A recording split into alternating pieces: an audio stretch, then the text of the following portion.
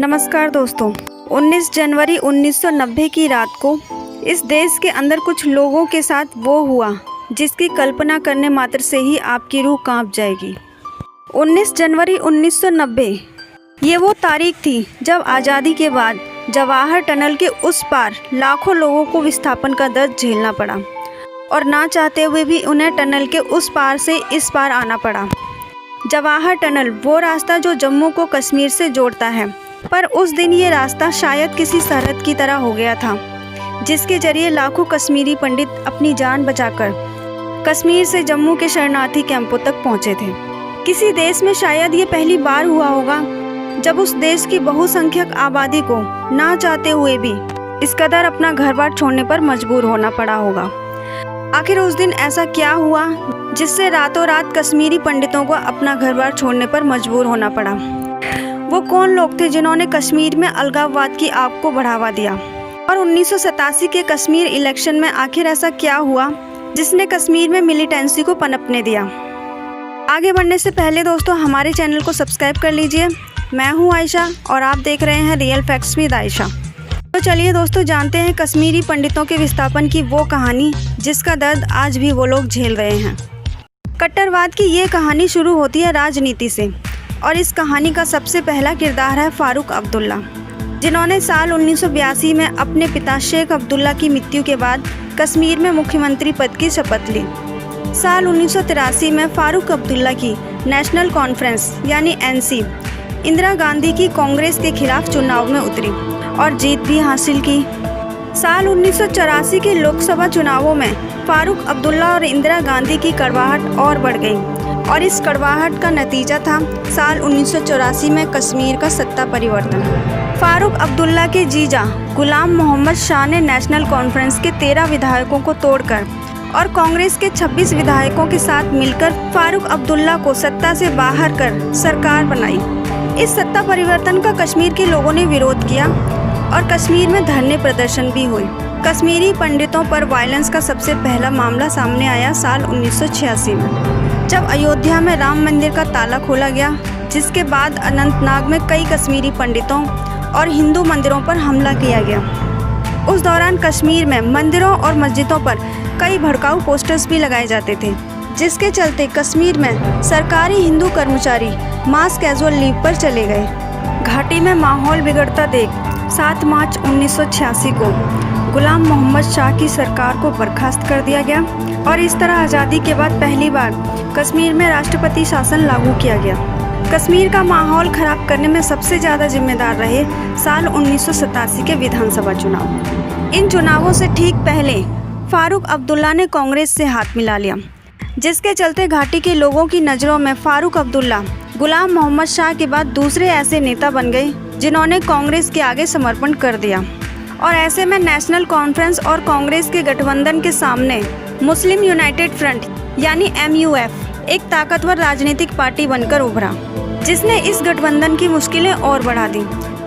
लेकिन उस चुनाव का नतीजा MUF की उम्मीद से काफ़ी उलट रहा। उस चुनाव में नेशनल कॉन्फ्रेंस और कांग्रेस के गठबंधन ने 66 सीटें जीती, जबकि 31 वोट शेयर मिलने के बावजूद MUF के खाते में सिर्फ 4 सीटें ही आईं। जिसके बाद अलगाववादियों ने कांग्रेस और नेशनल कॉन्फ्रेंस के गठबंधन पर चुनाव में धांधली का आरोप भी लगाया, क्योंकि इन चुनावों में मोहम्मद यूसुफ ने धांधली की थी, इसलिए मोहम्मद यूसुफ को जेल में डाल दिया गया। लगभग 20 महीने के बाद मोहम्मद यूसुफ जब जेल से बाहर निकला तो उसने आतंकवाद का रास्ता चुना और वो आगे चलकर हिजबुल मुजाहिदीन का सरगना सैयद सलाउद्दीन बनकर उभरा। उसका जो पोलिंग एजेंट था उसका नाम था यासीन मलिक, जो आगे चलकर JKLF का चीफ रहा। JKLF यानी Jammu Kashmir liberation front. JKLF को कश्मीर में रिवाइव करने वाले थे हामिद शेख, अशफाक गनी, जावेद अहमद मीर और यासीन मलिक, जिन्हें इनके नाम के पहले अक्षर से हाजी भी बुलाया जाता था। JKLF ही वो गुट था जिसने घाटी में युवाओं को हथियार उठाने के लिए उकसाया था। घाटी में धीरे धीरे कट्टरवाद हावी होना शुरू हो गया। साल 1988 आते आते सिनेमाघर, बार, ब्यूटी पार्लर और लाइब्रेरी आतंकवादियों के निशाने पर थी। चुनावों की आड़ में अलगाववादियों ने इस्लाम खतरे में है इसका नारा दिया और दूसरी तरफ JKLF ने कश्मीर छोड़ो का नारा बुलंद करना शुरू कर दिया। इसके बाद शुरू हुआ हत्याओं का सिलसिला। कश्मीरी पंडितों में पहली हत्या हुई 14 सितंबर 1989 को भाजपा अध्यक्ष और वकील टीकालाल टपलू की, और फिर 4 नवंबर 1989 को JKLF के मकबूल भट्ट को फांसी की सज़ा देने वाले जज नीलकांत गंजू की भी हत्या कर दी गई। इन हत्याओं की जिम्मेदारी JKLF ने खुद ली।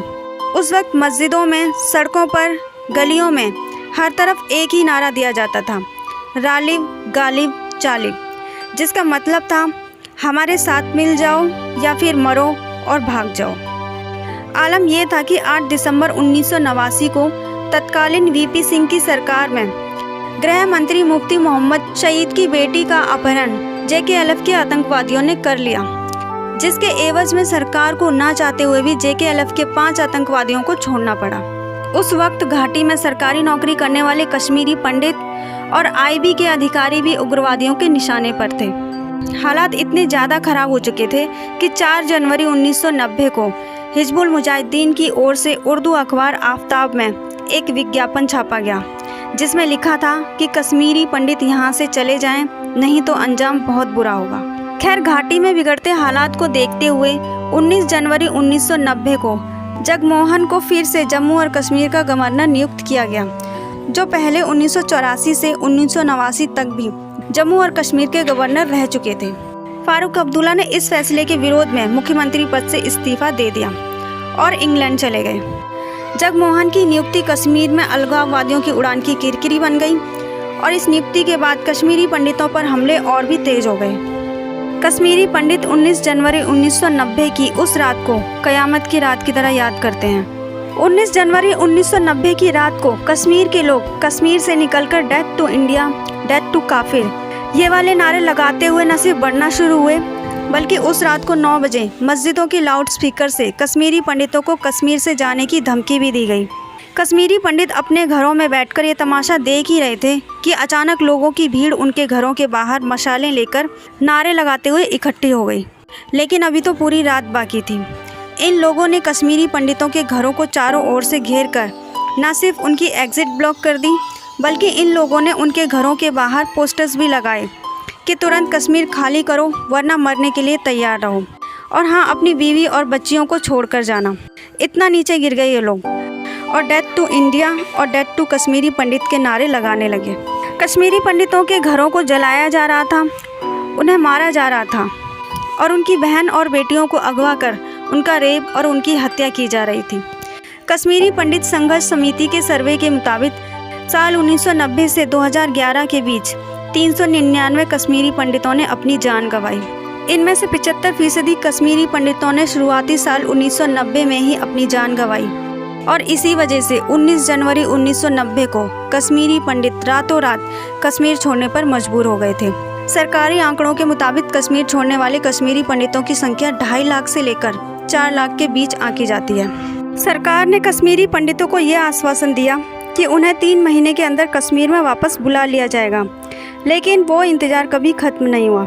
19 जनवरी 1990 के बाद भी घाटी में कश्मीरी पंडितों की हत्या का सिलसिला जारी रहा।